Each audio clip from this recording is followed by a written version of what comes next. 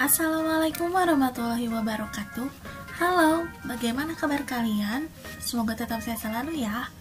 Pada kesempatan kali ini, kita masih belajar mengenai tema 9, Kayanya Negeriku, dengan mata pelajaran IPS. Dan materinya adalah tentang sumber daya alam. Simak videonya dengan baik ya, karena seperti biasa, di akhir video nanti akan ada beberapa tugas yang perlu kalian kerjakan. Sub-sub materi yang akan kita pelajari pada hari ini yaitu mengenai hubungan sumber daya alam dengan kegiatan ekonomi, jenis-jenis sumber daya alam, pemanfaatan sumber daya alam, dampak perubahan lingkungan, serta usaha pelestarian lingkungan. Siapkan diri kalian untuk menerima ilmu yang baru. Materi pertama yaitu hubungan sumber daya alam dengan kegiatan ekonomi. Kegiatan ekonomi masyarakat sangat tergantung kepada sumber daya alam yang dimiliki daerahnya. Sebagai contoh, masyarakat di pedesaan memanfaatkan tanahnya untuk ditanami berbagai tanaman perkebunan dan juga pertanian. Sebaliknya, dengan masyarakat di daerah pesisir pantai, sebagian besar kegiatan ekonominya mengandalkan hasil perikanan laut. Berikut ini beberapa kegiatan ekonomi masyarakat yang tergantung kepada sumber daya alamnya. Pertama yaitu masyarakat di daerah pantai. Pantai merupakan batas temu antara daratan dengan lautan. Pantai menyuguhkan pemandangan yang sangat indah.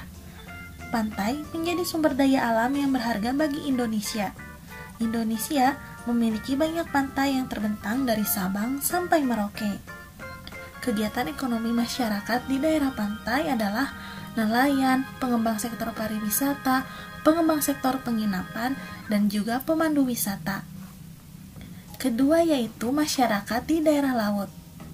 Potensi perikanan laut Indonesia sangatlah besar. Hal ini karena sebagian besar wilayah Indonesia adalah lautan. Laut memiliki banyak potensi. Kita bisa memanfaatkan berbagai hasil laut seperti ikan, mutiara, kerang, kepiting, udang, teripang, dan rumput laut. Contoh kegiatan ekonomi masyarakat di daerah laut yaitu pengeboran sumber energi minyak bumi, nelayan, dan juga wisata bahari. Ketiga adalah masyarakat di daerah sungai. Sungai merupakan lingkungan alam yang sangat penting. Bagi sebagian orang, sungai dipergunakan sebagai sumber air bagi kehidupan. Namun, bagi sebagian orang yang lain, sungai juga digunakan sebagai sumber pengairan bagi pertaniannya. Sungai yang dibendung dapat dialiri ke sawah-sawah. Kegiatan ekonomi masyarakat daerah sungai yaitu jalur transportasi masyarakat serta pasar terapung. Pasar terapung ini dapat kalian jumpai di Sungai Barito, Banjarmasin. Di sana terkenal dengan pasar terapungnya. Keempat yaitu masyarakat daerah dataran tinggi. Dataran tinggi merupakan wilayah datar yang memiliki ketinggian lebih dari 400 meter di atas permukaan laut. Daerah dataran tinggi baik untuk menanam sayuran dan buah-buahan. Aktivitas kegiatan ekonomi masyarakat di daerah dataran tinggi yaitu pertanian dan pengembangan sektor pariwisata. Kelima adalah masyarakat daerah dataran rendah. Daerah dataran rendah merupakan bagian dari daratan yang memiliki ketinggian antara 0 sampai 200 meter di atas permukaan air laut. Seperti dataran tinggi, daerah dataran rendah juga dimanfaatkan sebagai lahan pertanian. Kegiatan ekonomi masyarakat di daerah dataran rendah adalah lahan industri, peternakan, perumahan, dan juga pertanian. Materi yang kedua yaitu jenis-jenis sumber daya alam. Sumber daya alam dibagi menjadi dua jenis. Yang pertama adalah sumber daya alam yang dapat diperbarui. Artinya, sumber daya alam yang dapat dihasilkan kembali, meskipun kita telah menggunakannya. Contohnya adalah hasil pertanian, hasil perkebunan, hasil peternakan, dan juga hasil perikanan. Jenis yang kedua adalah sumber daya alam yang tidak dapat diperbarui. Merupakan sumber daya alam yang tidak dapat dihasilkan kembali, setelah kita menggunakannya. Contoh dari sumber daya alam yang tidak dapat diperbaharui adalah sumber daya alam bukan logam, sumber daya alam logam, dan sumber daya alam industri. Berikut ini tabel contoh-contoh jenis sumber daya alam yang tidak dapat diperbarui. Sumber daya alam bukan logam terdiri dari aspal, batu bara, minyak bumi, dan gas alam. Sedangkan sumber daya alam logam terdiri dari emas, perak, mangan, nikel, pasir besi, platina, timbal, dan timah. Dan ketiga yaitu sumber daya alam industri yang terdiri dari berlian, belerang, fosfat, gamping, batu kapur, yodium, asbes, dan gipsam. Materi ketiga yaitu pemanfaatan sumber daya alam. Kekayaan sumber daya alam dapat dimanfaatkan untuk menunjang dan mempermudah kegiatan manusia dalam rangka memenuhi kebutuhan hidupnya. Manfaat kekayaan alam bagi manusia dapat dirasakan langsung, misalnya hasil pertanian dan perkebunan. Ada juga kekayaan alam yang dimanfaatkan secara tidak langsung. Artinya, kekayaan alam tersebut harus diolah terlebih dahulu agar dapat dinikmati manfaatnya. Setiap kekayaan alam yang kita miliki mempunyai manfaat dan kegunaannya masing-masing. Berikut tabel contoh hasil sumber daya alam dan manfaatnya. Pertama yaitu hasil sumber daya alam di bidang pertanian, berupa padi yang bermanfaat sebagai makanan pokok, jagung bermanfaat sebagai makanan pokok dan makanan ternak, kacang kedelai yang bermanfaat sebagai bahan baku tahu tempe, bahan baku kecap, dan bahan baku susu, serta masih banyak lagi. Bidang kedua yaitu hasil perkebunan. Contohnya adalah kelapa sawit yang dapat dimanfaatkan sebagai bahan baku minyak goreng dan margarin, karet yang dapat dimanfaatkan sebagai bahan membuat ban, tebu yang dapat dimanfaatkan sebagai bahan baku gula pasir, dan kina yang dimanfaatkan sebagai obat malaria. Bidang yang ketiga yaitu hasil peternakan. Contohnya yaitu daging sapi dan kambing yang bisa dimanfaatkan sebagai sumber protein hewani, daging ayam dan telur ayam yang dapat dimanfaatkan sebagai sumber protein hewani, ulat sutra yang dapat kita manfaatkan sebagai bahan baku kain sutra, lebah yang dapat dimanfaatkan sebagai madu. Keempat yaitu dalam bidang laut dan perikanan. Contohnya adalah ikan yang dapat kita manfaatkan sebagai sumber protein hewani, rumput laut yang dapat kita manfaatkan sebagai obat, bahan makanan dan kosmetik, terumbu karang yang dapat kita manfaatkan sebagai wahana tempat rekreasi bawah laut, mutiara yang dapat kita manfaatkan sebagai bahan perhiasan. Kelima yaitu bidang tambang. Contohnya adalah minyak bumi yang dapat kita manfaatkan sebagai bahan bakar kendaraan dan kompor. Contoh yang kedua yaitu gas alam yang dapat kita manfaatkan sebagai bahan bakar kompor gas. Selanjutnya yaitu belerang yang dapat kita manfaatkan sebagai campuran obat. Grafit yang dapat kita manfaatkan sebagai bahan baku pensil. Terakhir yaitu marmer yang dapat kita manfaatkan sebagai bahan bangunan. Yang keempat yaitu dampak perubahan lingkungan.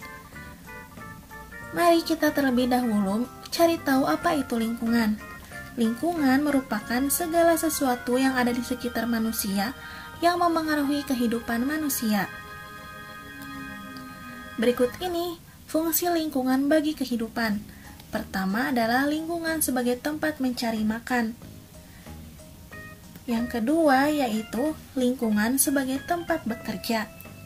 Dan ketiga adalah lingkungan sebagai tempat tinggal.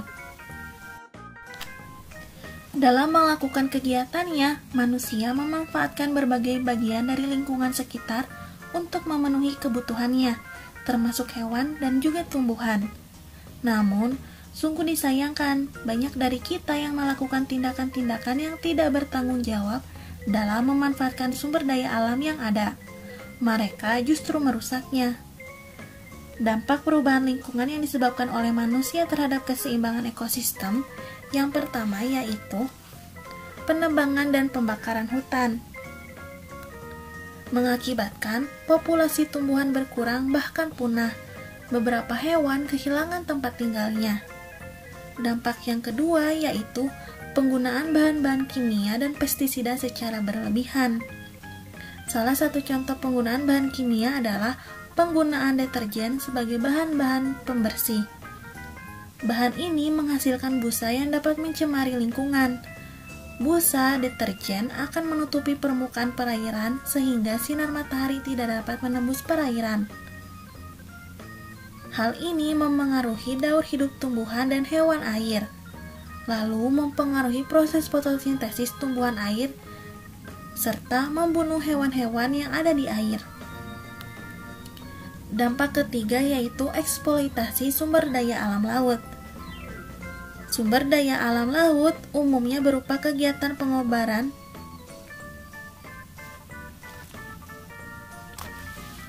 yang ketiga yaitu eksploitasi sumber daya laut. Kegiatan ini dapat menyebabkan pencemaran apabila terjadi kebocoran sehingga menyebabkan Ketiga yaitu eksploitasi sumber daya laut. Umumnya berupa kegiatan pengeboran minyak di laut. Kegiatan ini dapat menyebabkan pencemaran apabila terjadi kebocoran sehingga menyebabkan minyak mencemari laut. Selain itu, kegiatan ini juga mengganggu ekosistem laut dan daur hidup hewan serta tumbuhan laut. Dampak keempat yaitu penggunaan kendaraan bermotor. Dalam menjalankan kendaraan bermotor dibutuhkan bahan bakar baik bensin maupun solar. Namun, pembakaran bahan bakar tersebut menyebabkan polusi udara serta mengganggu keseimbangan ekosistem. Dampak yang kelima yaitu perburuan liar. Sebagian manusia gemar melakukan perburuan liar terhadap hewan dan tumbuhan dengan tujuan tertentu. Perburuan tersebut dapat mengakibatkan kelangkaan hewan dan juga tumbuhan, serta mengganggu keseimbangan ekosistem. Keenam yaitu perusakan terumbu karang. Terumbu karang merupakan rumah bagi hewan-hewan laut. Warnanya yang indah membuat sebagian kalangan mengambilnya untuk dijadikan hiasan. Pengambilan ini tentu mengancam keberadaan terumbu karang. Hal ini dapat berdampak kepada ikan-ikan kehilangan tempat tinggal, serta ekosistem laut dan daur hidup hewan laut pun menjadi terganggu. Ketujuh yaitu perpindahan penduduk, yang mengakibatkan terbentuknya pemukiman yang kumuh. Materi kelima yaitu usaha pelestarian lingkungan. Pemanfaatan sumber daya alam harus dilakukan secara hati-hati dan bijaksana. Sumber daya alam yang kita miliki harus dilestarikan. Jika sumber daya alam tersebut rusak atau bahkan habis, kita akan terancam bencana. Berikut ini merupakan cara yang dapat kita lakukan untuk melestarikan lingkungan agar tetap lestari. Pertama yaitu penghematan bahan bakar dan listrik. Kedua, penggunaan energi alternatif, misalnya energi matahari dan juga energi air. Ketiga, penanaman kembali hutan-hutan yang gundul atau sering kita sebut sebagai reboisasi. Keempat, melakukan pembibitan jenis tanaman unggul. Kelima, melakukan daur ulang bahan bekas, seperti penggunaan plastik yang dapat kita daur ulang. Keenam, tidak membuang sampah atau limbah ke wilayah perairan, baik sungai, danau, maupun laut. Ketujuh, tidak menebang hutan secara sembarangan. Kita harus melakukan tebang pilih. Tebanglah pohon yang memiliki umur atau usia yang lebih tua. Kedelapan, tidak menangkap ikan dengan menggunakan racun, listrik, dan bahan peledak. Semoga materi yang disampaikan pada hari ini dapat bermanfaat bagi kalian semua. Tiba saatnya pada pemberian tugas. Kerjakanlah tugas-tugas berikut dengan teliti. Kalian bisa meminta bantuan kepada orang tua ataupun saudara kalian dalam mengerjakan tugas tersebut. Sekian materi yang disampaikan pada hari ini. Mohon maaf bila ada kesalahan ataupun kekeliruan dalam menyampaikan materi. Jangan lupa untuk like jika kalian menyukai video ini, share ke teman-teman kalian agar teman-teman kalian mendapatkan ilmu yang sama dengan kalian, dan subscribe. Terima kasih. Wassalamualaikum warahmatullahi wabarakatuh.